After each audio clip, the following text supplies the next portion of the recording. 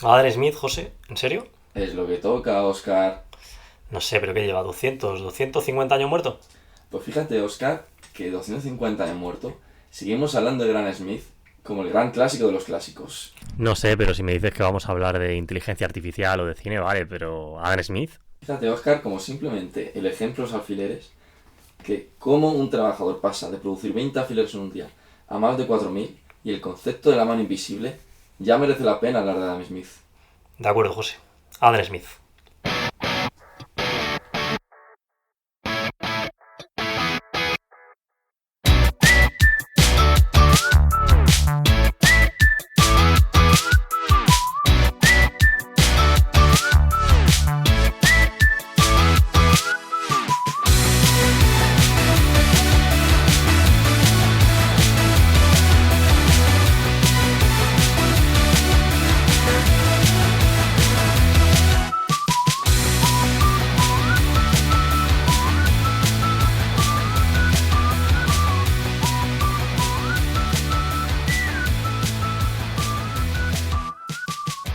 Bueno, pues bienvenidos a Economía en Voz Alta. En el podcast de hoy, como ya hemos dicho en la introducción, vamos a hablar de Adam Smith, considerado por muchos el padre de la economía moderna.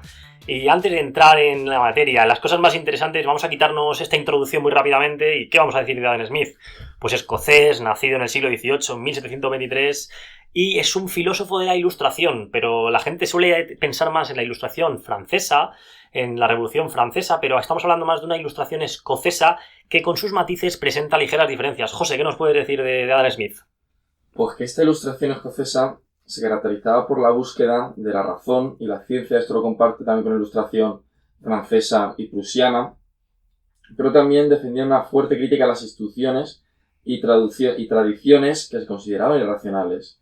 Esta defensa de la ilustración fue comandada por David Hume, también otro gran economista, y hay que tener en cuenta que estamos en la época de los albores de la Revolución Industrial. La máquina de vapor de Watt se había inventado en torno a mediados de 1700 y Europa está experimentando un cambio importante de la transición de una economía puramente manual y artesanal a una industrialización y mecanización de varios sectores económicos. Efectivamente, ese contexto industrial tiene mucha importancia, en la obra y en la vida de Adam Smith, y sí que podemos encontrar la ideología dominante, el pensamiento económico dominante de la época era el mercantilismo. ¿Y qué entendemos por mercantilismo? Pues simplemente es un pensamiento que tenía antiguamente la gente, pues muy tradicional, muy de la gente que a día de hoy tiene poco conocimiento económico, que es que al final el que gana es el que vende y el que pierde es el que compra. Él trata de exportar, vender a otros países más y vende lo menos posible. Cuanto más oro tengas en las arcas, más rico serás. Esta ideología tenía muchos problemas y Adam Smith supo identificarlos a tiempo y criticarlos en sus numerosas obras. De las obras que hablaremos aquí, hablaremos principalmente de dos, de la teoría de los sentimientos morales y la riqueza de las naciones. Aunque ahora la desarrollaremos, incidiremos en que en la teoría de los sentimientos morales nos centraremos sobre todo en cómo la empatía y el aprecio hacia los demás es lo que nos hace actuar de una forma económica.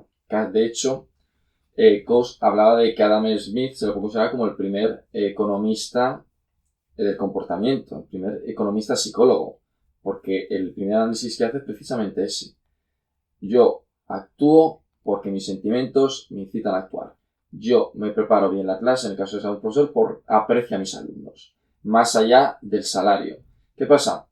Esto es un perfil muy micro y muy al detalle, pero hay un perfil más genérico. Es cuando aparece la segunda obra de Adam Smith, El origen y las causas de la riqueza de las naciones, donde ya aparece el concepto que explicaremos adelante, la mano invisible, donde ya nos organizamos como sociedad, tenemos incentivos económicos a hacer las cosas de una forma u otra, y estos incentivos es lo que domina y lo que marcan el mercado, es decir, la organización de los seres humanos en actividades económicas. Está el famoso ejemplo del panadero y el cervecero de Adam Smith, por el cual la razón real por la que tenemos pan y cerveza en la mesa no es porque el panadero y el cervecero nos quiera o nos tenga un especial aprecio, sino por su propio interés, porque sabe que va a obtener una retribución económica, monetaria, por su esfuerzo.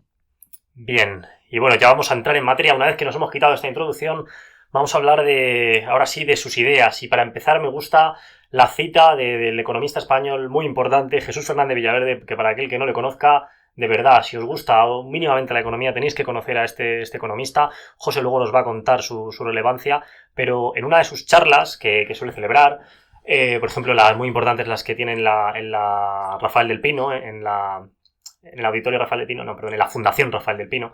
Pero bueno, sí que una vez, hablando de la riqueza de las naciones y sobre Adam Smith, él dijo que se considera el primer libro científico de economía. Ya que, ¿por qué? ¿Por qué fue tan importante Adam Smith? Porque cogió todas las principales ideas de la época, las sistematiza en un conjunto coherente y lógico y sobre todo marca la dirección de investigación que todavía seguimos. Hoy, en palabras de Jesús Fernández Villaverde, somos herederos de Adam Smith. Y bueno, ¿qué opinaba Adam Smith? ¿Qué pensaba él sobre la economía? ¿Cuáles eran sus primeras ideas? Pues vamos a empezar con su bloque de visión de la economía. José, cuéntanos. Lo primero que tenemos que hablar de Adam Smith es un poquito su contexto histórico. En aquella época, Escocia en su tiempo, tenía otros problemas, entre otros una guerra civil religiosa, y con sus vecinos. Pero en 1707 se unió con Inglaterra generando el Reino Unido, trayendo consigo la creación de una área de libre comercio en Inglaterra. Este tiempo fue muy importante porque surgieron las primeras críticas al mercantilismo. Es decir, el problema de si mi vecino es Inglaterra y yo soy Francia, yo no te quiero exportar porque no quiero. Pero si ya mi vecino es mucho más cercano, tengo mucho más incentivos a romper ese problema, a romper esas barreras comerciales. De ahí, una parte importante para desarrollar ese comercio es la división del trabajo. Bien, y como preguntaba, para aclarárselo a la audiencia, ¿quién es Fernández Villaverde? Cuéntanos muy brevemente este economista que ya he recomendado. Pues Fernández Villaverde es un economista español muy curioso. Él hizo el grado en la Universidad Pontificia de Economía de Madrid y posteriormente hizo un poco de grado en Penn y actualmente es es profesor en la costa este de la Universidad de Penn. Y la característica de Fernández Villaverde es su perfil técnico y aplicado, pero sobre todo la importancia que tiene para nosotros es por haber recibido en su momento el premio Fundación Banco Herrero, que es el premio que se otorga a todos los economistas menores de 40 años, del cual pues mandamos un gran abrazo a Natalia Fabres, que nos está escuchando, que junto con el premio Jaume I de Economía, que es, digamos, el premio senior, el premio más importante que se puede hacer en economía, del cual mandamos otro abrazo a Antonio Cabrales, de ambos de la Universidad Carlos III de Madrid. Y pues Fernández Villaverde realmente forma un poco de nuestro marco común, la gran referencia a nivel internacional, tanto en la macro como en la micro y sobre todo en la programación. Y sobre todo, si alguien lo desea, que lo escuche, que sea sus charlas en YouTube y son maravillosas. Y bueno, ya volviendo a nuestro querido Adam Smith, vamos a hablar sobre estos conceptos claves de la mano invisible, de la división del trabajo, la búsqueda del interés propio. Es decir, ¿qué son estos términos que escuchamos a veces y que no terminamos de entender? Bueno, pues vamos a empezar hablando un poco de la división del trabajo. ¿Qué es la división del trabajo? Pues al final, cuando tenemos que hacer una tarea económica, cuando tenemos que diseñar, por ejemplo, un producto como un teléfono móvil o una botella de agua, no es un único proceso. Está formado por muchísimos procesos pequeñitos y aquí la idea de revolucionaria de Adam Smith es que si nos repartíamos ese trabajo, si cada uno hacía una pequeña parte del proceso, podíamos incrementar muchísimo la productividad. Y si somos capaces de producir más y abaratar el producto, seremos capaces de poder intercambiar, tener más bienes que poder intercambiar, es decir, aumentar nuestra riqueza y al mismo tiempo bajar los precios en el mercado y poder comprar más. Es decir, generando riqueza, todo el mundo puede mejorar sus posibilidades, mejorar sus opciones. Y todo esto gracias a la división del trabajo. Y aquí es donde tiene lugar ese ejemplo de los alfileres que nos comentabas antes, José. Pues vamos a leer literalmente la traducción de la obra de la riqueza de la nación de Adam Smith porque es bastante revelador. Un obrero que no haya sido adestrado por esa clase de tarea y no está acostumbrado a utilizar la maquinaria que lo utiliza, por más que trabaje, podrá hacer un alfiler al día, pero de luego no podrá confeccionar más de 20. Pero de la manera que se practica hoy en día la fabricación de alfileres, la fabricación misma constituye un oficio aparte. Está dividida en varios tramos, la mayor parte de las cuales también constituyen otros oficios distintos. Este punto es muy importante, Oscar, porque antes de Adam Smith estaba el concepto de la especialización. Es decir, nos organizamos en profesiones y cada grupo social hace la profesión que le es más adecuada. Pero con Adam Smith se divide el trabajo en varias fases. En el caso del ejemplo de los alfileres, un obrero estira el alambre. Otro lo endereza. Un tercero lo va cortando en trozos iguales. Un cuarto hace la punta. Un quinto obrero está ocupado en limar el extremo donde se va a colocar la cabeza. el importante trabajo hacer un alfiler que ha dividido de esta manera en 18 operaciones distintas, las cuales son desempeñadas por otros obreros diferentes. Y he visto en una pequeña fábrica que no empleaba más de 10 obreros, donde cada uno de ellos tenía 2 o 3 operaciones. Y por extensión, entre toda esta fábrica eran capaces de producir más de 4.800 alfileres por persona al día. Entonces, parafraseando, una persona que tenga que hacer todo el proceso, en un día, como muchísimo, podría hacer 20 alfileres. Pero mediante este reparto de tareas, esto que parece palabrería, es capaz de una sola persona, ya haciendo el reparto por persona, de producir más de 4.000. Pues eso estamos hablando, de esa división del trabajo, de ese aumento de la productividad que nos permite a todos ser más ricos y, en definitiva, pues vivir mejor. Y viendo esta idea de la división del trabajo, vamos a hablar de la siguiente gran idea de Adam Smith, que es esto de la mano invisible, que es un concepto muy, muy, muy mal interpretado en muchas ocasiones. ¿Qué decía Adam Smith? Pues Adam Smith hablaba del funcionamiento de la economía como un ente que funcionaba sin la necesidad de que nadie lo coordinase desde arriba. Entonces, con el ejemplo que nos decía antes José, de que el cervecero y el panadero no necesitan tener un WhatsApp del gobierno cuando se levantan para saber cuánto tienen que producir, son capaces de decidir por su cuenta y riesgo, con sus propias decisiones desagregadas y pequeñitas, lo que tienen que hacer en su día a día. Entonces, ellos se ven motivados por su propio interés. Su propio interés es lo que nos mueve a cada uno a actuar, y sin necesidad de que nadie nos gobierne. Esa mano invisible, esa nada, hace que la sociedad coordine y el panadero nos dé el mejor pan posible, no porque quiere vernos gorditos y comer bien, sino porque quiere ¿el qué? Su propio beneficio, y solo es posible dándonos el mejor pan de la mayor calidad al mejor precio. Por eso mucha gente ha criticado esta idea, porque piensan que la mano invisible como una mano que realmente coordina la sociedad, cuando la clave de un mercado, una sociedad de mercado, no necesita un ente coordinador. Y aquí sería la clave de la mano invisible de Adam Smith. Si quieres, pasamos ahora sí a hablar de la crítica al mercantilismo. José, ¿qué nos puedes decir? Porque ya hemos dicho que este mercantilismo decía que exporta todo lo posible, importa poco, acumula metales. ¿Cómo fue la crítica de Smith? Lo primero que hay que comentar es que el mercantilismo se basaba en exportar todo lo que puedas, excepto y limitar las importaciones. ¿Qué quiere decir esto? Que si yo solo vendo y no compro nada, el comercio se limita mucho. No se puede dar la especialización y mucho menos la división del trabajo, porque al limitar la cantidad de actividades económicas se limita a su vez la posibilidad de hacer subdivisiones entre estas propias tareas. ¿Qué pasa aquí? Llega Adam Smith y dice no, acumular oro y plata en sí como moneda de cambio no tiene sentido. Lo importante no es el oro y plata que tú tengas en tu casa. Lo importante es la productividad de lo que vendas. Lo importante es el valor añadido de tu producción. Es decir, porque tú tengas 10 gramos de oro, no quiere decir que tengan esos 10 gramos de oro más valor que tu capacidad como trabajador, que tu inteligencia. De esa forma, Adam Smith lo que trata es de abrirse al comercio. Volvemos a lo mismo. En aquella época, Escocia se había abierto al comercio con Inglaterra. A partir de 1707 había un tratado de libre comercio. Y Adam Smith observaba que muchas de estas ventajas comerciales que se podían llevar a cabo no se realizaban por tema de fricciones comerciales y de gente que criticaba que estaba todavía a favor del mercantilismo. Cuando en verdad el comercio nos hace más ricos a todos en general. Efectivamente, esto es muy importante, el tema de la acumulación de oro y plata, porque partiendo de la base de que el que tiene más oro o más plata es más rico, el imperio inca, el imperio maya, que tenían muchísimo oro y plata, deberían haber sido multimillonarios, y sin embargo, si comparamos el nivel de vida de esas viejas civilizaciones con lo que teníamos en Europa, pues evidentemente estaban en un estado menos desarrollado y con menor calidad de vida. Por tanto, esta crítica al mercantilismo fue fundamental y a día de hoy es algo que la ciencia económica ya da por sentado, pero que bueno, a veces sí que nos conviene recordarlo en el caso de algunos países que todavía, por desgracia, siguen con estas ideas, como por ejemplo Argentina. Volviendo a Adam Smith, sí que antes de entrar a sus dos principales obras, que José me estará matando porque estoy dando unos saltos terribles en el guión, sí que quiero que charlemos un poquito sobre qué decía Adam Smith sobre el sector público, ¿no? Porque Adam Smith se vende mucho como una imagen liberal, que los liberales, Adam Smith... para quien no entienda esto, pues los liberales serían aquellos que defienden menos la intervención del Estado en la economía, es decir, que haya menos sector público, que las cosas sean más privadas y por tanto haya menores impuestos.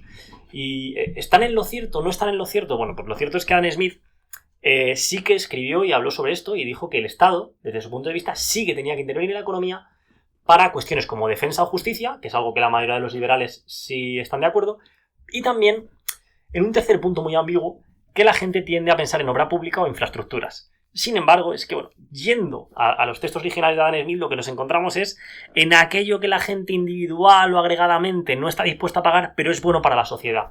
¿Qué problema tiene esto? Que es que dependiendo de cómo entiendas este párrafo, pues puede caber todo o caber nada. Es decir, ¿qué es bueno para la sociedad? Pues depende de cómo lo interpretes. Aquí lo puede defender un liberal, que lo bueno para la sociedad será lo mínimo indispensable, a lo mejor bienes públicos, que es un concepto muy complejo y quizá detallemos más adelante. Puede un socialdemócrata decirte que, bueno, la sanidad, la educación, el hecho de que no nadie se muera sin tener dinero en un país, pues puede ser algo que está de parte del bien común. O incluso un comunista que puede decir que no, que muchísimo más se tiene que hacer en la economía. Entonces, lo cierto es que la postura de Adam Smith no es tan clara como se quiere hacer ver, está abierta a interpretaciones y ni fue el liberal que nos quieren vender, ni tampoco, evidentemente, un socialista. Pero fíjate, Óscar, como lo he comentado muy bien, Adam Smith se anticipó al concepto de externalidades que ya con Coase, a partir de su trabajo, el problema de Social Cost en 1960, ya definió. Porque Adam Smith sí que decía que determinadas acciones, determinados ejemplos, sí había un efecto positivo en la sociedad de la época. Actualmente este efecto positivo es una externalidad positiva. Y él, por ejemplo, ponía su ejemplo personal es el del emprendedor, es decir, una persona que quiere empresas novedosas es bueno para la sociedad. Él, de hecho, llegaba a defender de que hubiera gente rica sería bueno. ¿Por qué? Porque eso daba ejemplo a los demás para tratar de buscar su propia riqueza, con lo cual ya nos da un marco. ¿Qué marco de intervención nos da Smith? Aquello que nos favorezca a todos. ¿Qué nos favorece a todos? Un marco jurídico común, unas infraestructuras que todos puedan usar, por ejemplo, un sistema de carreteras público, que aunque no sea un bien público, una carretera nacional, una autovía, sí que nos beneficiamos todos de una forma u otra. O distintas infraestructuras económicas, claro. El debate aquí es, ¿qué infraestructuras son necesarias? Yo soy partidario de que tiene que haber ciertas instituciones, como por ejemplo la defensa de la competencia.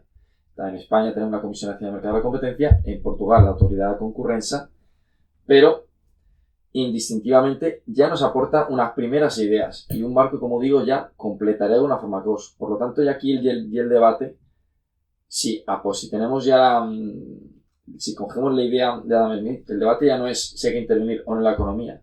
Sabemos en qué factores nos beneficiamos. El debate ya real es hasta cuándo o cuánto intervenimos en la economía. Bien, la verdad que muy interesante, sin duda alguna, fue muy visionario.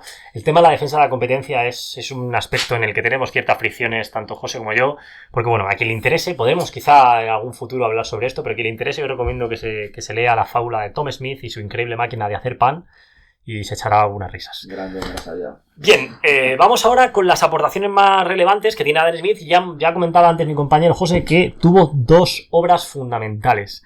Y vamos a empezar con la primera, con la más famosa, con el análisis sobre la naturaleza y causa de la riqueza de las naciones, la investigación que hizo súper relevante y detallada sobre por qué algunas naciones son ricas. ¿Y qué nos encontramos en esta obra?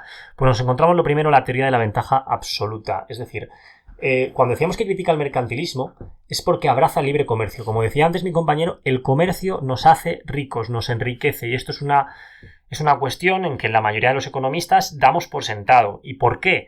Bueno, pues la visión de Adam Smith era que cada uno debería hacer lo que mejor se le da. De esta forma, imaginad que tenemos a Messi y tenemos a un experto panadero. Pues lo que vendría a decir Adam Smith es que el panadero se ponga a hacer pan y Messi se ponga a jugar al fútbol. De esta forma tendremos un fútbol de la altísima calidad y un pan de altísima calidad. Y luego Messi podrá intercambiar su fútbol, que a la gente le gusta ver y disfrutar, y el panadero podrá intercambiar su pan. Y de esta forma se maximiza esta felicidad de la sociedad. Y esta teoría, que es correcta en su base, supuso una revolución. ¿Por qué? Porque ahora sí que podíamos ver el comercio con una óptica, con unas nuevas gafas, que podíamos ver esas ventajas, ese aumento de la calidad de vida. Sí, por supuesto, porque al final esta especialización conlleva la propia visión de trabajo y el impacto en la productividad. Son más ricos porque podemos producir más a un menor coste y abrimos mercados. Es decir, el pan que antes me costaba 1 euro, si ahora me cuesta 50 céntimos, ese excedente lo puedo destinar a comprar otras cosas. Por ejemplo, puedo irme a veces al bar. Y eso hará que haya más bares y haya mayor actividad económica. Pero claro, para ello también es necesaria una libre competencia y un libre mercado. De aquí hay que matizar un poco porque ahora nos lo comentará más el ejemplo Óscar de los lobbies, pero hay que tener en cuenta que en aquella época los mercados eran locales. La mayor parte de los bienes internacionales que se comercializaban provenían de las Indias o eran bienes muy, muy selectos. De hecho, algunos consideran que el concepto moderno de marketing viene de la venta de una marca de tazas inglesas del siglo XVIII que fardaban de que era la marca oficial de la reina. Es decir, no hay una producción a gran escala que precise una defensa de la competencia porque la gente se reúna a manipular los precios. Pero claro, llega la revolución industrial, ya empiezan a haber lobbies, asociaciones económicas y llega la necesidad de regular todo esto, ¿no, Óscar? Efectivamente, aquí muy importante el papel gremial, el papel que tenían los gremios defendiendo, pues evidentemente lo suyo. Y esto debemos mirarlo con unas ópticas que tiene sentido. Al final, los panaderos de la época tenían miedo a una competencia extranjera o a unos nuevos competidores y preferían agruparse entre ellos y tratar de cartelizarse, como diríamos hoy en día, para defenderse de esas posibles agresiones que veían externas. Esto encaja mucho con la visión mercantilista. No queremos que vengan los productos de fuera. Y el pan lo tenía más sencillo, pues es un alimento al final que se enseguida caduca. Pero pensad en aquellos telares, en aquellos talleres, que bienes que sí podían a lo mejor traspasar la frontera entre Francia y España o el Reino Unido, y sí que los comerciantes preferían defenderse ante ello y pedir al regulador, pedir a los comerciantes, pedir a las autoridades que los bienes de fuera no se pudiesen comerciar, todo para favorecer el comercio. A día de hoy tenemos algunos vestigios de esto, ¿no? De apoya al comercio local, compra en tu ciudad, y estas ideas en sí tienen un problema, que es que presentan el comercio como un juego de suma cero, y esto es algo que hay que desmitificar. O sea, no pasa nada porque compres en la localidad al lado, porque también la localidad al lado te comprará a ti. Y de esta forma entraremos en estas dinámicas que decíamos antes, de especialización, de división del trabajo, que nos harán más ricos y en definitiva nos harán más felices.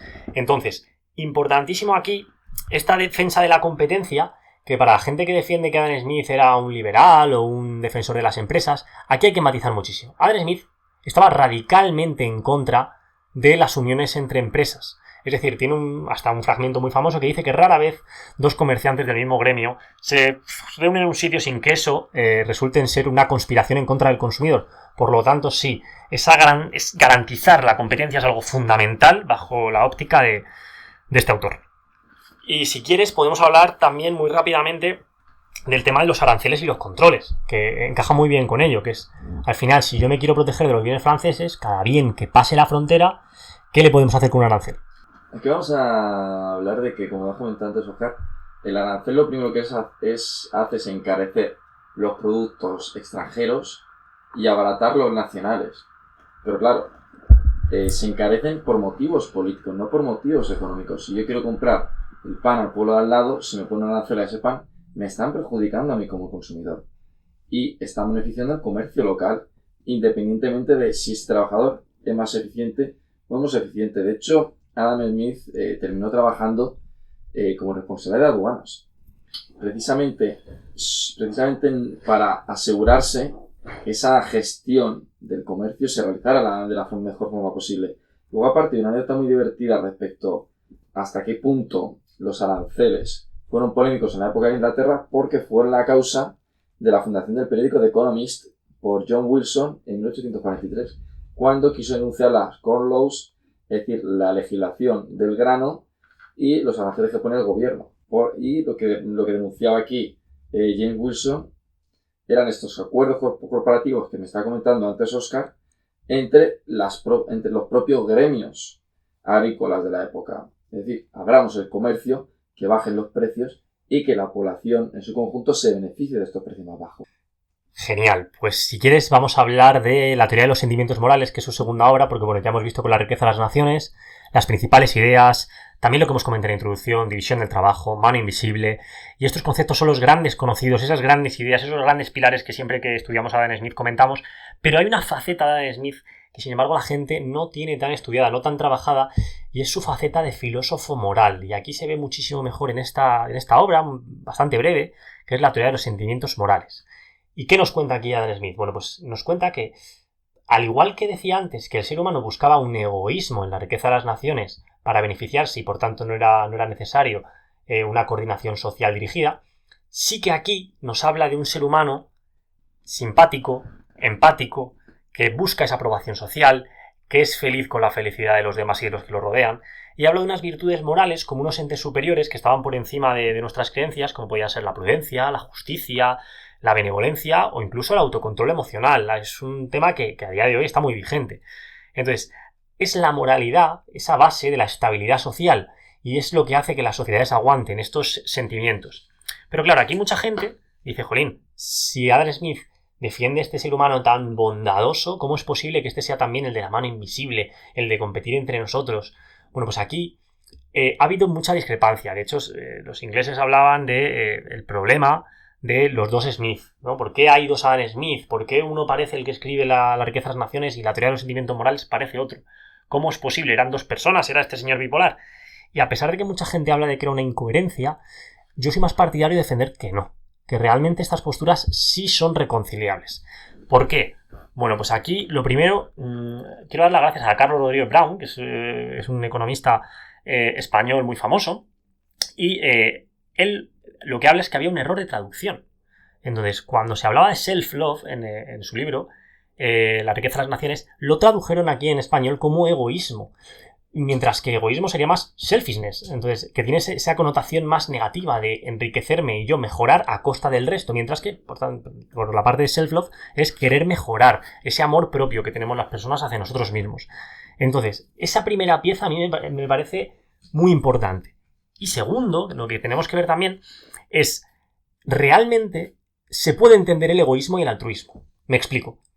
Tú persigues tu propio bien, pero si tu propio bien, si lo que tú defiendes es el bienestar de los demás, tú buscando tu propio interés querrás, por ejemplo, el bienestar de una familia.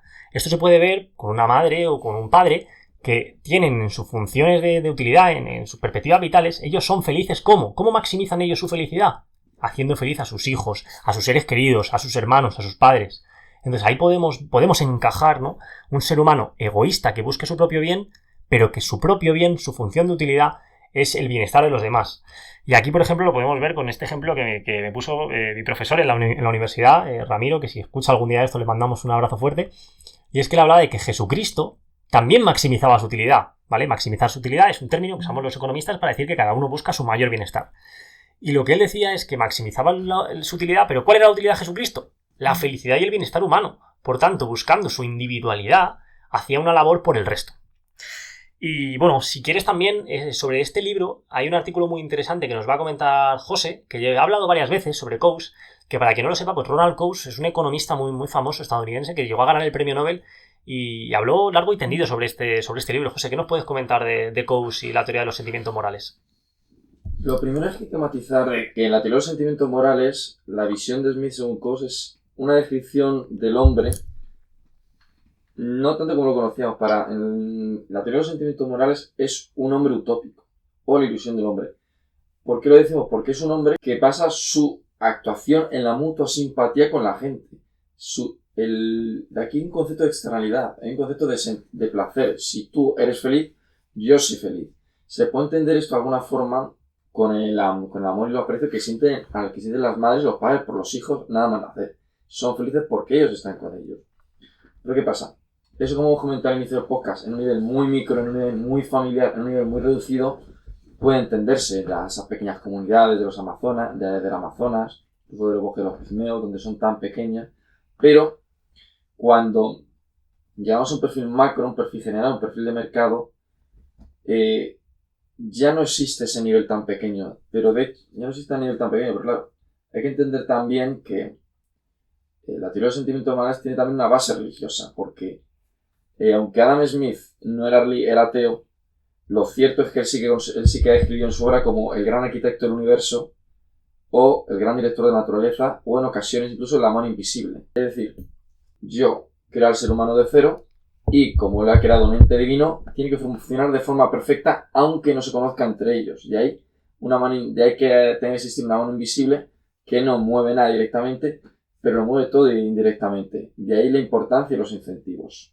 En verdad, Coase opinaba que no encontraba diferencias esenciales entre la naturaleza humana en la teoría de los sentimientos morales y la riqueza de la nación. El problema es que el enfoque era diferente. En la teoría de los sentimientos morales es un enfoque muy reducido, muy humano, muy personal, y en cambio, en la riqueza de las naciones, es un perfil mucho más amplio, mucho más magno, estamos viendo la sociedad entera. Podemos amarnos todas las personas unos con otros si no nos conocemos, no, pero sí podemos tener incentivos a comerciar. Bien, y al respecto de eso, o sea, ese incentivo, ese comercio que nos puede coordinar y hacer que trabajemos juntos millones de personas para hacer un bien. Hay trabajadores de una fábrica en Alemania que se coordinan con una fábrica de Corea, que se coordina con una fábrica que esté en Brasil. Sin conocerse entre ellos, todos colaboran y trabajan mediante los incentivos, que es una palabra fundamental que usamos siempre en economía y somos muy pesados con la palabra incentivos. Pero no quería yo pasar sin tocar un aspecto también muy interesante que dijo Coase sobre la teoría de los sentimientos morales, y es que planteaba un dilema moral muy interesante que decía que si nos diesen a elegir, y a aquellos oyentes que nos estén escuchando, ¿qué preferirías? ¿La vida de millones de personas de un país muy lejano como por ejemplo China o el dedo meñique de tu mano? Pues si ya has llegado a una decisión, lo que decía el análisis de Coase sobre esta obra, decía que lo más probable es que hayas elegido renunciar a tu dedo meñique.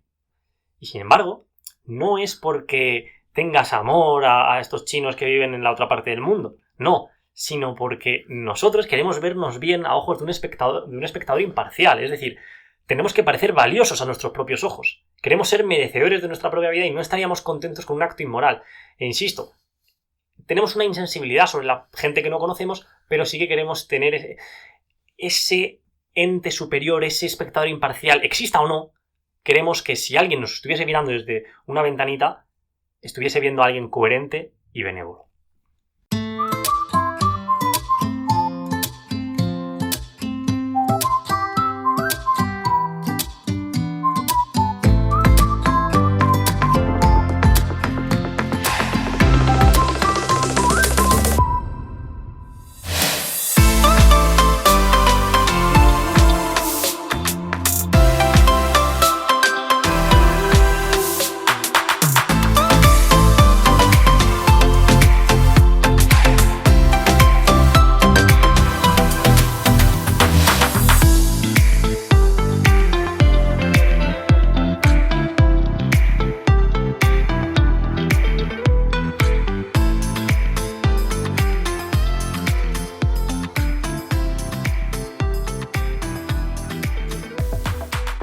Ya si pasamos a los fallos de la política de su teoría, tenemos un concepto muy divertido que es el concepto de ventaja relativa, que lo propuso David Ricardo en su Principio de Economía, Política y Tributación de 1817. Sí, yo no quiero pasar, ahora vamos a entrar en un nuevo terreno que es los fallos y sus elementos polémicos. ¿Por qué? Porque como decíamos en la introducción, es un señor que vivió pues, en el siglo XVIII. O sea, es un señor con unas ideas muy anticuadas y aquí pues, estamos hablando bien de él, pero es imposible que con todo lo que dijo y con la información con que lo dijo, pues es evidente que cometió fallos y elementos que a día de hoy se han corregido y se ha avanzado en la literatura económica.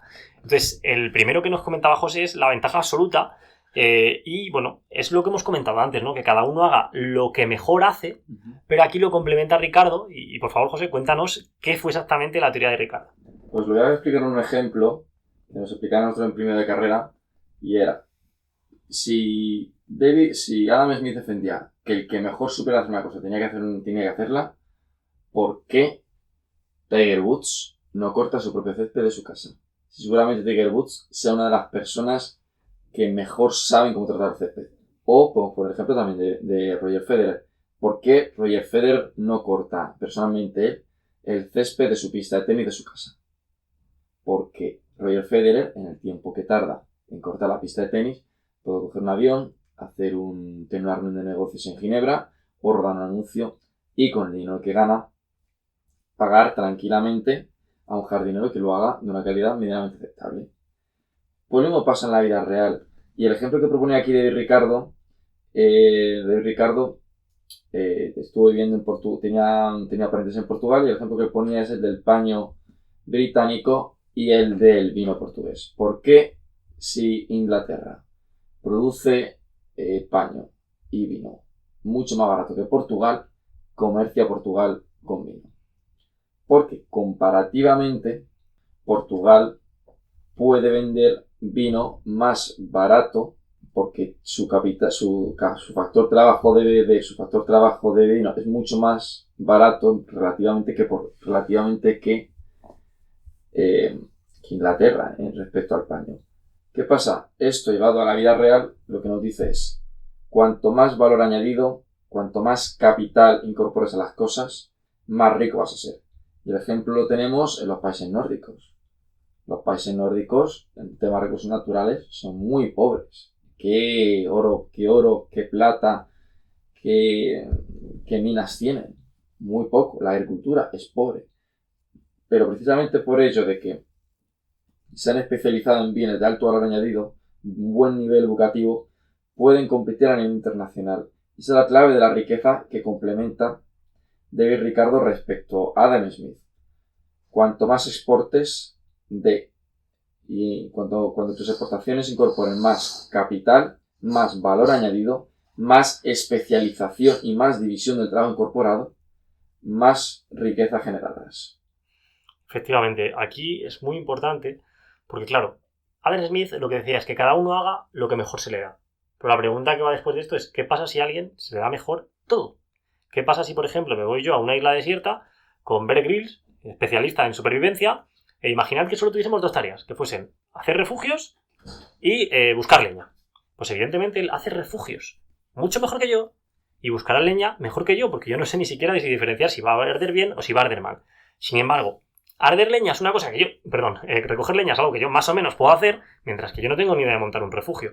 Entonces la clave es que como Bear Grylls no puede hacer todo, porque si él estuviese haciendo todo, o sea, no tiene tiempo físico. Al final, el tiempo que está recogiendo leña no está haciendo refugios, el tiempo que está haciendo refugios no está haciendo leñas, y yo estaría parado.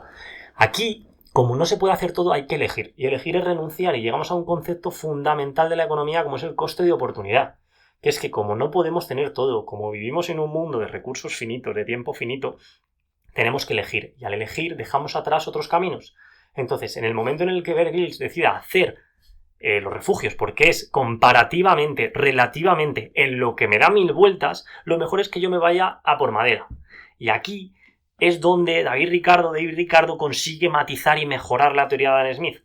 Y no es que Adam Smith estuviese equivocado, simplemente le faltó este matiz, le faltó este desarrollo posterior que complementó muy bien el autor Ricardo. Y si quieres hablamos ya sobre el segundo elemento polémico. Pues fíjate, Óscar, que en el segundo elemento yo creo que calza el mismo pie que en el primero. Introduce una idea muy buena, que es que el valor de los bienes depende del total de horas trabajadas en el bien, pero se queda corto.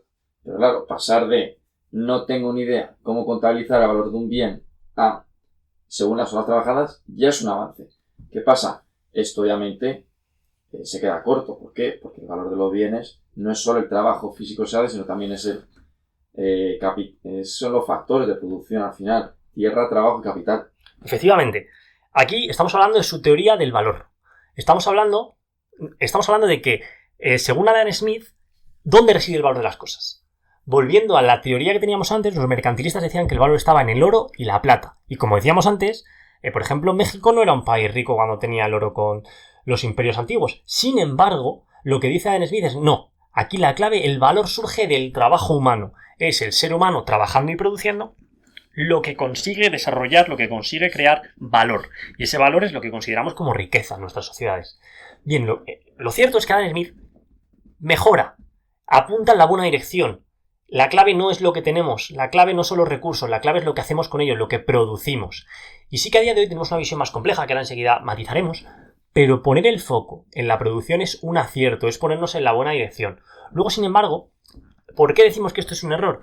Porque no todo el trabajo es el mismo. 3 horas de trabajo de una persona no es lo mismo que la de otra. Y la clave de que algo sea valioso no es las horas que trabajamos en algo. Por ejemplo, yo puedo dedicar 30 horas de mi vida a pintar un cuadro que con mis habilidades de pintura son muy mediocres, no va a salir un bien valioso, mientras que a lo mejor Picasso en 1 hora y media podía darme 1000 vueltas. Entonces, aquí es importante destacar que la teoría del valor trabajo ha sido superada. Sí que hay matices, hay algunos contextos en los que se puede hablar de ella, pero fundamentalmente es una teoría errónea. Sin embargo, aquí no es nuestro objetivo atacar al señor Smith, sino decir que, bueno, es una teoría que mejoró la que había en su época, sin embargo sí que tiene ese matiz, esa mejoría, porque fue sustituida por la teoría del valor subjetivo.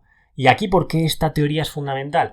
Porque lo que hablamos ya es que el valor no reside en el trabajo humano, sino reside en nuestras mentes de manera subjetiva. Es decir, es valioso lo que el ser humano considera valioso y cada uno, mediante sus preferencias subjetivas que salen de nuestro cerebro en forma de acciones en el mercado, es lo que da valor a las cosas. Cristiano Ronaldo gana millones no porque su hora porque entrene muchas horas, porque hay otros jugadores que entrenan muchísimas horas, sino porque la gente adora ver jugar a Cristiano Ronaldo, porque le da mucha felicidad y la gente está dispuesta a pagar una entrada muy cara para ir a verle al estadio o ir al bar y pagar un extra por verle en la tele. Entonces eso es la clave del valor que genera Cristiano Ronaldo, no las horas que está entrenando, sino lo que la gente decide que le aporta a Ronaldo.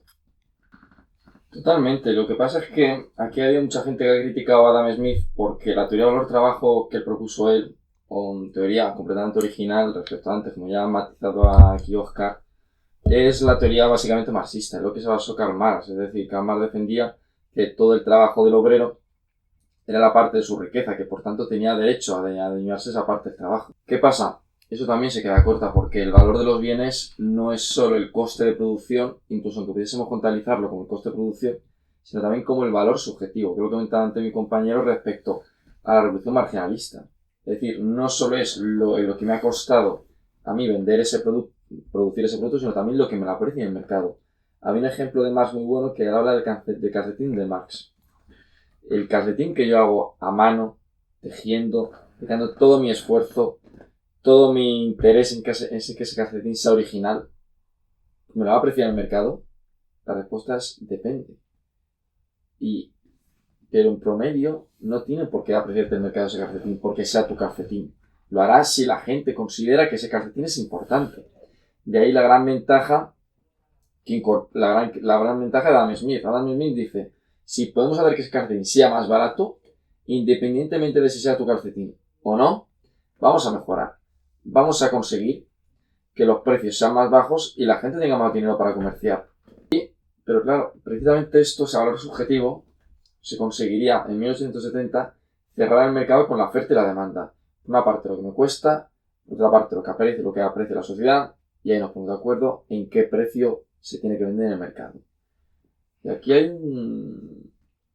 aparte de la teoría del valor-trabajo, hay un apunte que creo que Smith no llegó a matizarlo, que es el de las externalidades de los bienes públicos, porque es cierto que Adam Smith sí que hablaba del efecto positivo de la sociedad de la época, pero claro, no llegamos a externalidades, ni tampoco he definido bienes públicos, ¿no, Oscar? Efectivamente. ¿Qué es una externalidad y qué es un bien público para aquellos que nos estén escuchando y no entiendan estos conceptos, que no sean tan frikis como nosotros? Pues una externalidad es cuando hay dos personas actuando, comerciando, realizando algún tipo de actividad y generan un daño o un beneficio en un tercero que sin comerlo ni beberlo pues recibe, ¿no?, este beneficio o este daño.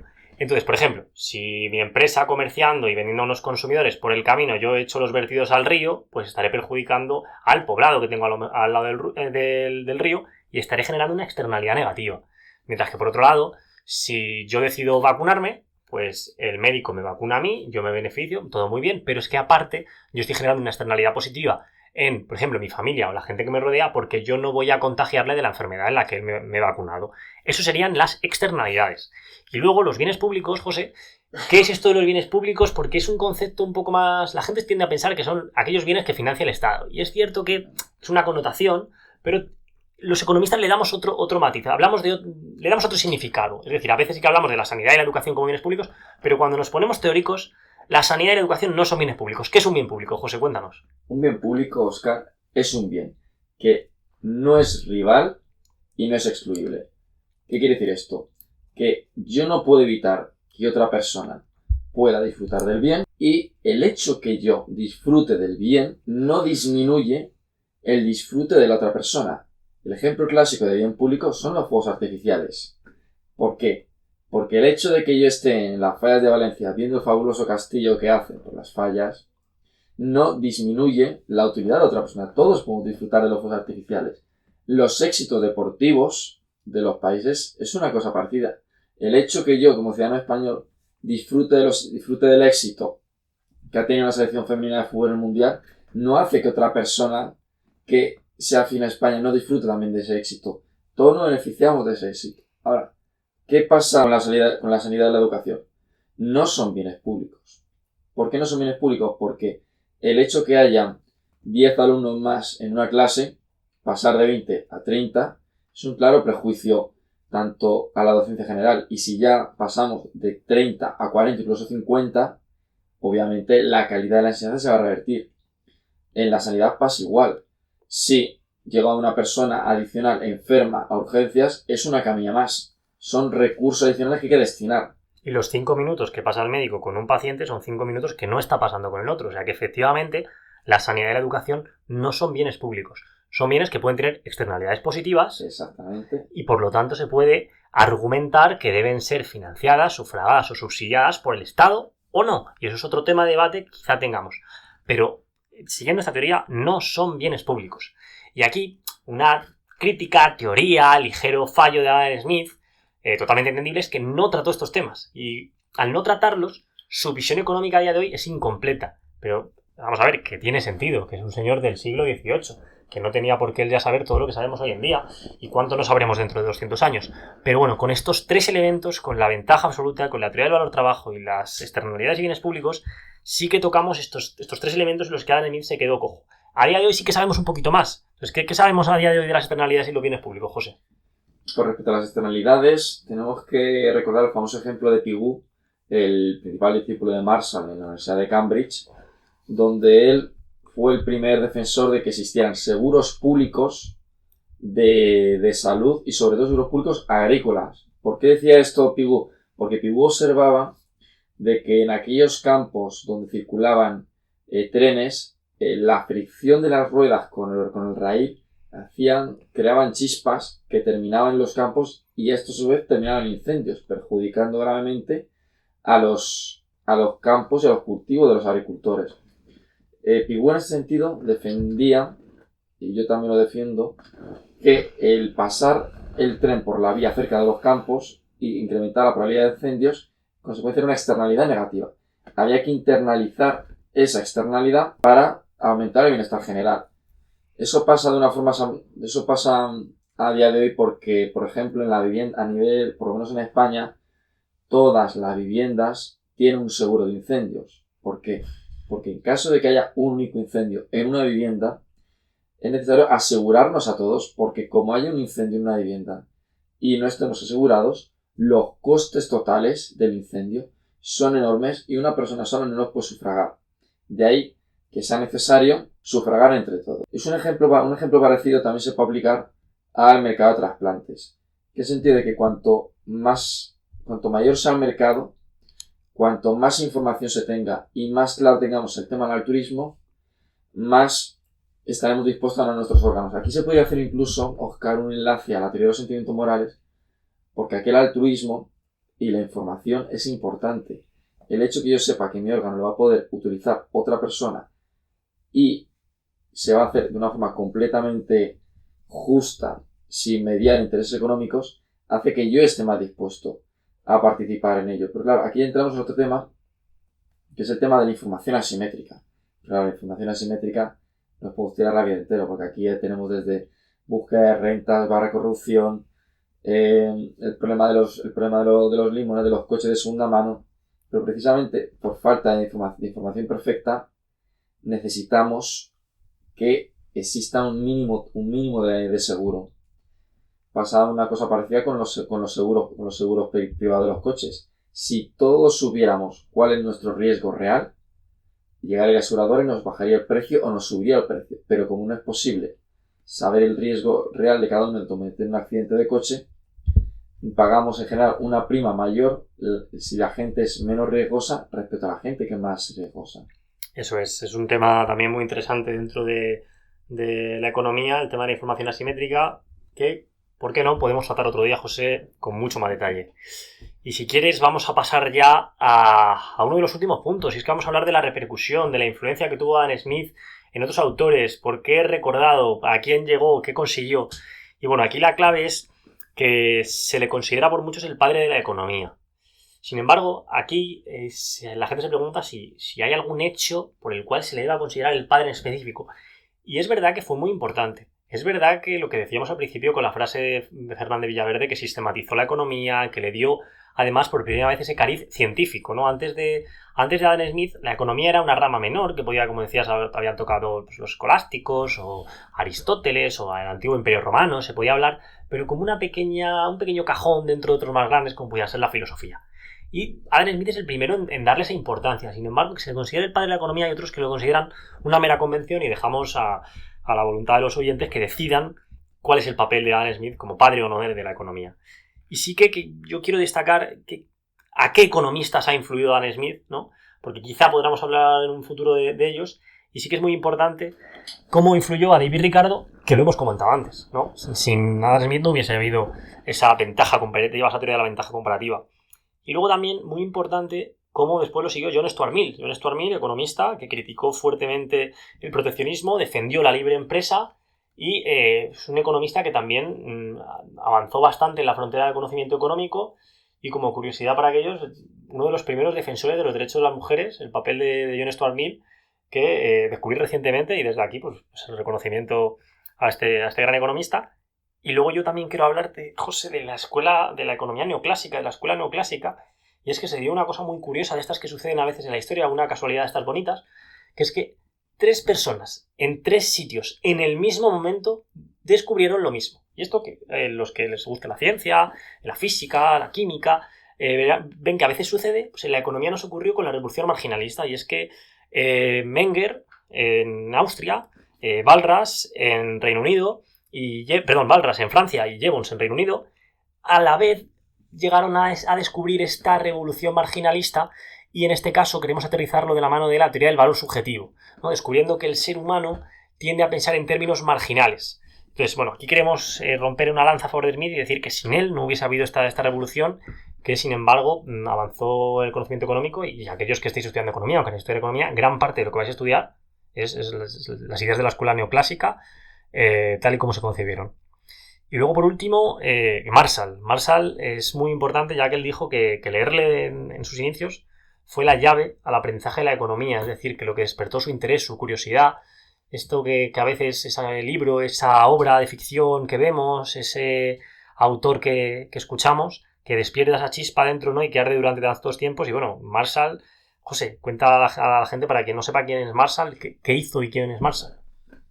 Pues fíjate, Marshall tiene la parte A y la parte B. La parte A es la gran contribución que hizo a la economía, porque con sus principios de economía y sus tijeras marshallianas demostró que no era la oferta ni la demanda, sino el corte de ambas lo que determina el equilibrio del mercado. Es decir, no es solo el coste de los bienes, o no es solo la utilidad que nos dan los bienes al consumirlo, sino la unión conjunta la que determina el precio real del mercado.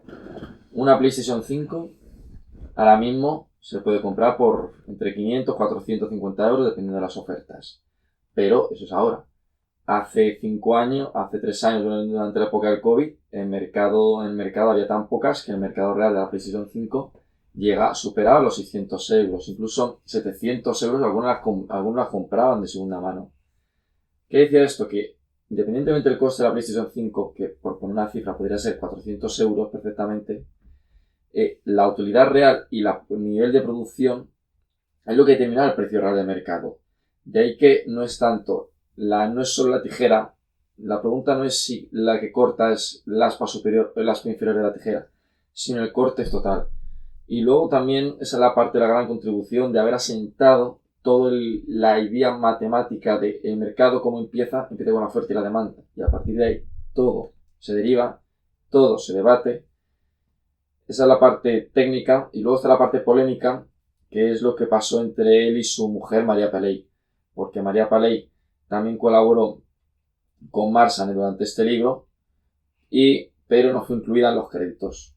Que pasó una cosa parecida como con Friedman posteriormente, y otra mujer economista que tampoco se le dio la importancia.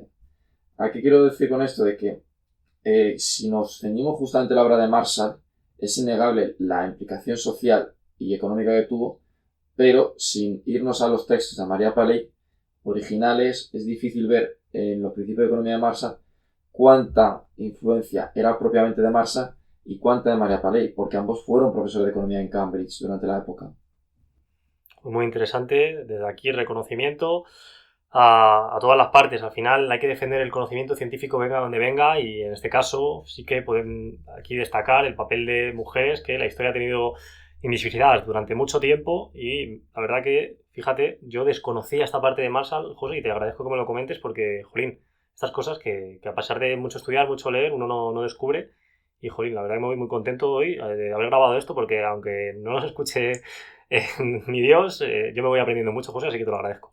Vamos, si quieres, a hablar ya, vamos a llegar a la recta final y vamos a hablar de curiosidades sobre la vida y obra de Adam Smith. Nos vamos a ver aquí el salseo, las cositas curiosas, ¿no? Y es que lo primero que tenemos que comentar es que Adam Smith era un polímata, una persona que le gustaba aprender y saber de todo.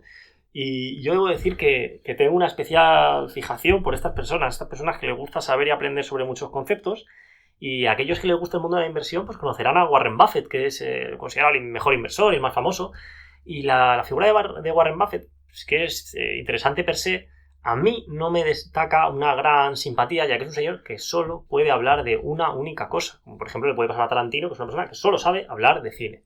A mí me gusta mucho más el número 2 de Warren Buffett, que es Charlie Munger, y es un señor que lo lee todo, que sabe todo. Es un señor que ahora mismo creo que debe tener 99 años, está ciego de un ojo, el otro, como comprenderéis, no le tiene en su mejor forma, y a pesar de todo sigue leyéndose un libro a la semana.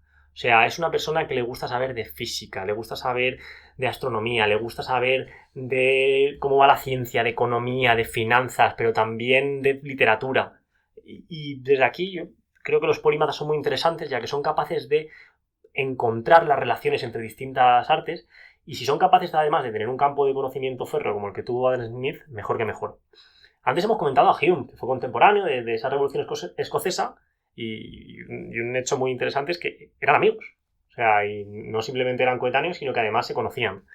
Y aquí queremos también destacar que los traemos también de ese premio que le daban a Fernández Villaverde, la anécdota de Jovellanos, ¿no? Y es que Jovellanos, efectivamente, este jurista y escritor español, aprendió inglés ya de adulto simplemente para poder leer la obra. Como decíamos antes, no era infrecuente que hubiese muchos errores de traducción, que las obras no llegasen perfectas, no tenían los equipos que tenemos a día de hoy. Entonces él, dada la importancia que él daba a la obra de Adam Smith, dijo: yo quiero aprender inglés para poder leerlo en el mensaje original. Como bien dice Fernández Villaverde, quiso llegar a la frontera de conocimiento de su tiempo, y desde aquí respetamos mucho a las personas que deciden sacrificar su tiempo y su vida a llegar a esas fronteras cada vez, por suerte, más lejanas. Y bueno, por último, cuéntanos cuál es esta última curiosidad que ya habías antes bordeado, pero profundízanos un poquito más. Pues capaz, aunque publicó su obra en 1776, hay que comentar de que aceptó un puesto como aduanero en el 78, no porque pensaba que no porque pensaba que las aduanas fueran buenas, sino porque pensaba de que ya que tenían que existir, por lo menos que fueran relevantes y por lo menos que se pudieran gestionar de la forma más eficiente posible. Eso es, pues ya vamos a llegar al cierre, ya estamos acercándonos a la hora de programa, así que vamos a ir cerrando. Entonces, desde aquí queremos invitar a la gente que explore más de Adam Smith, ¿vale? Su legado en la economía moderna. ¿Qué podemos aprender de esas obras? ¿Qué podemos aprender que nos pueda servir? ¿Para qué te ha servido estar aquí escuchando una chapa de 1 hora sobre un señor que lleva muerto 250 años? Bueno, pues lo primero es que te especialices, es decir, la gente dice: ¿tengo que estudiar algo que me guste o tengo que estudiar algo con salidas? Pues aquí la clave es que tienes que ser capaz de elegir algo que esté en el medio. Es decir, estudia, pero algo útil para la sociedad. Investiga y chequea qué carreras, qué trabajos son los que más proyección tienen, porque al final cuanto más aportes a la sociedad, con esto que decíamos antes del valor subjetivo que tú aportes a la sociedad, más te verás recompensado, más te llevarás de lo que generes. Cuanto más generes, mejor. Entonces, estudiad algo que os guste pero que tenga salidas, estudiad algo que tenga salidas pero que os guste, porque tampoco vamos a vivir haciendo cosas que no nos gusten. Eso es algo fundamental. Segundo es que la división del trabajo nos permite ser ricos. Antes veíamos el caso de los alfileres. Si tuviésemos que vivir vendiendo 20 alfileres al día, nos moriríamos de hambre, pero teniendo 4.000 la cosa cambia. Y por último, alinea intereses y ganarás. Es decir, si quieres que las cosas funcionen, los seres humanos se mueven, como decíamos, por la búsqueda de su amor propio. Entonces, si somos capaces de alinear los intereses de todos, de ir todos remandos a una, nos encontraremos con que nuestros objetivos saldrán mejor. Como sociedad funcionaremos mejor cuando todos, buscando nuestro interés común, seamos capaces de aportar al interés global. Y cuando eso no sea así, habrá que corregirlo. Entonces, vamos, si quieres, a ver algunas de sus citas en sus obras. Y, José, si nos quieres comentar alguna. Aquí tenemos varias. La primera es: ninguna sociedad puede ser feliz y próspera si la mayor parte de sus ciudadanos son pobres y miserables. Esta cita para mí es muy importante porque muchas veces parece que los economistas somos gente insensible, que no nos importa el bienestar general, cuando es todo lo contrario. Un economista que sea economista como tal se preocupa por el bienestar social y por aumentar el bienestar social. Y la pobreza, es decir, el hecho que haya gente que tenga mucho menos recursos que nosotros en promedio, nos importa para tratar de solucionarlo. De hecho, a partir ya anteriormente ya se había creado una pseudoeconomía del desarrollo. Siempre nos ha interesado reducir la pobreza. Y cuanto más prósperos seamos, más felices seremos todos. De ahí el propio concepto que enlazaba antes en la teoría de los sentimientos morales, de si yo estoy feliz, si mi vecino está feliz, todos somos felices. Efectivamente, aquí yo también quiero comentar algo que es que muchas veces se recurren a simplismos, que los economistas no se preocupan de la gente, o incluso algunos economistas, como por ejemplo el fallecido José Luis San Pedro, que decían frases como que hay dos tipos de economistas, los que quieren hacer a los pobres menos pobres y los que quieren hacer a los ricos más ricos. Y este tipo de simplismos, desde aquí no estamos de acuerdo con ellos. ¿Por qué? Porque no creemos que haya economistas que quieran hacer a los ricos más ricos. Sí que evidentemente puede haber gente con sus propios intereses y puede haber buenos economistas o malos economistas. Pero un verdadero buen economista lo que quiere es acabar con la pobreza y quiere mejorar a todos, independientemente de la situación. Quiere que puedan desarrollarse. Entonces, eso de decir que hay economistas que quieren hacer a los ricos más ricos o que no se preocupan, o por ejemplo estos Adam Smith y su liberalismo y su egoísmo, aquí podemos ver que no es verdad. Que simplemente que tú y yo no tengamos la misma visión sobre cómo hacerlo lo mejor posible no implica que se presuponga maldad, en el contrario. Entonces es algo que es importante destacar. La segunda cita que queremos decir de Adam Smith es una grandísima impertinencia y presunción de reyes y ministros el pretender vigilar la economía privada de los ciudadanos y restringir sus gastos. Yo esto lo copiaba y lo pegaba en todos los muros y en todos los parlamentos autonómicos y nacionales de España, pero bueno, eso es una impresión mía. José, ¿tú qué opinas? Aparte tiene razón, Oscar, porque si lo pensamos bien, hay demasiados intereses económicos, búsqueda de rentas, como la definió en su día Akerlof y Tullock. Es decir, cuanto más tradición haya, cuanto más ideología haya, fuera de lo que es el talento personal, más riesgo tenemos de que haya búsqueda de rentas, de que haya sobornos, de que haya búsqueda de intereses personales en prejuicio del bienestar global de la población. Con lo cual, pues, realmente está la parte, digamos, más popular y más liberal, entre comillas, que se ha adoptado de Adam Smith, es decir, redujo el tamaño, entiendes, el tamaño de una forma subjetiva de la economía, del Estado, para evitar esta búsqueda de rentas. Pero realmente el problema no es el tamaño de la economía en sí, el problema es los mecanismos de la sociedad para generar esta búsqueda de rentas o no. Obviamente, cuanto más grande sea el Estado, más riesgo habrá de que haya búsqueda de rentas, y cuanto más pequeño, menos riesgo habrá. Efectivamente, y la última frase que tenemos por aquí es: la ciencia es el gran antídoto contra el veneno del entusiasmo y la superstición. Y aquí queremos destacar esta frase, y es invitar a todo el mundo a la búsqueda de la verdad, a la búsqueda del conocimiento, la ciencia y el método científico como las mejores herramientas que tenemos, no infalibles. Por supuesto que a veces nos equivocamos, por supuesto que a veces las teorías son desmontadas en aras de otras mejores y de mayor calidad, pero siempre esta búsqueda es esta única luz que podemos usar para alumbrarnos en estas habitaciones tan oscuras que nos ha tocado vivir. Para destacar finalmente la figura de Adam Smith, vamos a comentar que una pequeña curiosidad con la que cerrar el podcast, y es que durante su vida tuvo muchos trabajos, ¿no? Y algunos de ellos es que fue un filósofo moral y estuvo como profesor en la universidad, y fue profesor de lógica, de retórica, de literatura. Como veis, no era profesor de economía, ya que no era una rama destacada. Y si a día de hoy consiguiésemos revivirle y traer un ratito para charlar con nosotros y le dijésemos: madre mía, Adam Smith, se te recuerda como uno de los mejores y más importantes economistas, lo más seguro es que él nos diría: ¿econo qué? Porque esta figura del economista, ¿no? que podríamos decir que él dio este primer impulso, es una figura que ni siquiera existía. Entonces, bueno, por eso queremos cerrar este podcast, dedicárselo a él. Es el primero que grabamos y la verdad, José, que yo me he sentido muy a gusto. Estoy encantado de haberlo grabado, de haber aportado un poquito y sobre todo haber aprendido de las muchas cosas que me has contado, José. Estoy, la verdad, te decía al principio a modo humorístico que no las tenía todas conmigo, pero te doy toda la razón, macho. Me ha gustado muchísimo, José. Para mí ha sido un gran placer, Oscar, y vamos a seguir grabando, así que cosillas. Así que esto es la primera piedra de una gran catedral. Así que si te ha gustado, estate pendiente que seguiremos haciendo cosas, seguiremos hablando de economía, seguiremos hablando de más curiosidades. Así que nada, esto ha sido el primer episodio de Economía en Voz Alta. Un abrazo a todos y ¡cuidado!